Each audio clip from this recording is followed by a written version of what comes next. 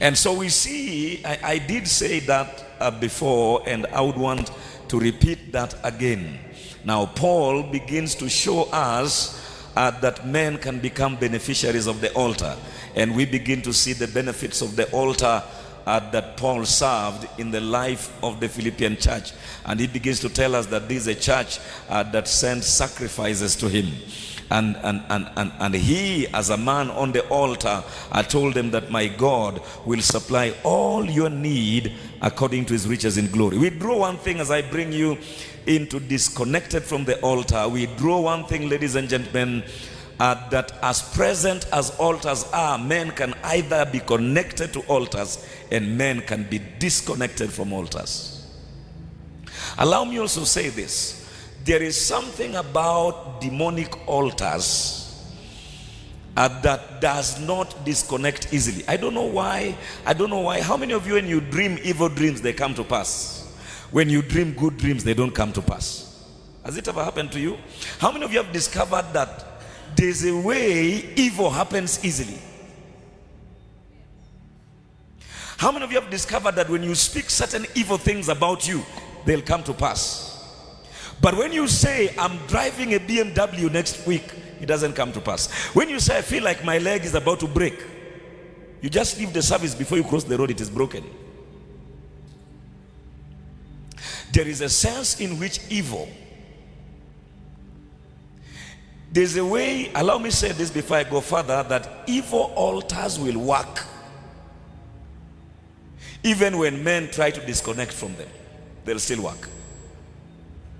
But there's a sense in which godly altars stop operating at a certain point. I don't know why. I don't know why curses work easier than the blessing. And so we can draw a conclusion, ladies and gentlemen, that men can either be connected to altars or be disconnected from them. How many of you, there is one evil dream you have prayed about, but it's like the more you pray, the more it refuses to go? Yes. That is how evil works.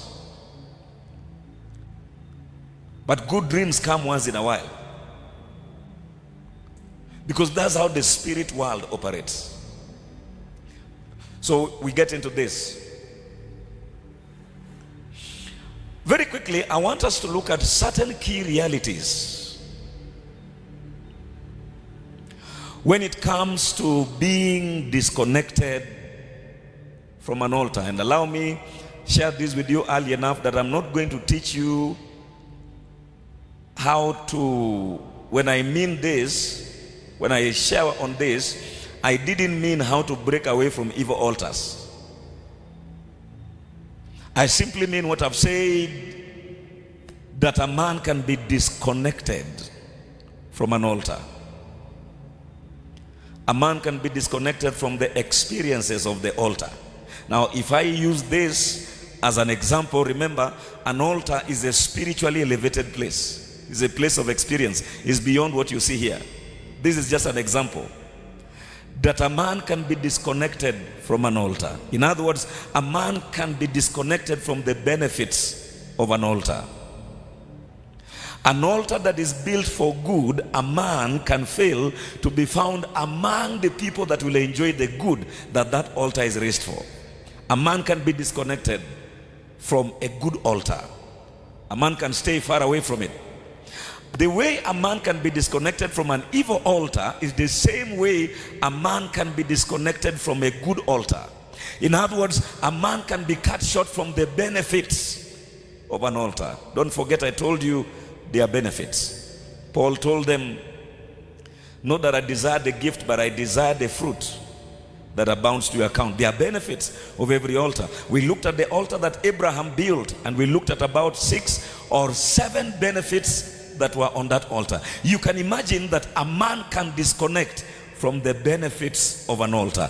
When Lot separated from Abraham, he disconnected from all the benefits of the altars that Abraham built. And that's why his enemies were able to capture him. Why? Because he was disconnected from the benefits of the altar that Abraham built when he disconnected from Abraham.